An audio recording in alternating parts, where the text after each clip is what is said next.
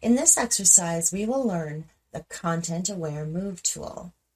This is the best tool to select and move a part of an image, and after the move, the left behind area is automatically filled with similarity. Okay, let's see how this tool will work. Okay, if I right-click on Soft Healing Brush tool, then we can find the Content-Aware Move tool underneath the Patch tool. Or we can just select it by pressing Shift and J multiple times. Okay, now let's zoom in. We have some birds, and let's select this tool now. Okay, for example, if I select this bird, something like that, and move it, something like that, on this area, we can see the bird is moved perfectly, and this area is perfectly filled out. Okay, let's undo that. Now, we have some control options above. Let's talk about these options. We have selection options. We are very aware about these options. These work the same as they did in the previous exercises. Okay, if I choose the extend option, let's move this bird.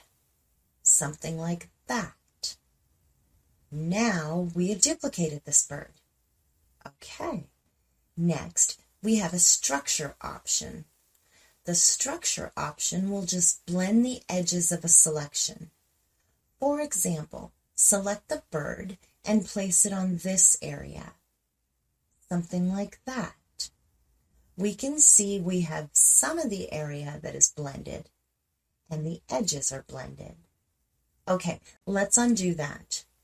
If I increase the color to 10 and then paste it on this background, something like that, then we see we have very nicely blended the color around the background. Perfect. Okay, next we have the Transform on Drop option. Okay, check this on and move it, something like that. And then I will need to hit Enter or to check this mark to apply it. Okay. Okay, if I check this off and paste, then we can see it is automatically applied on this image without pressing the Enter key.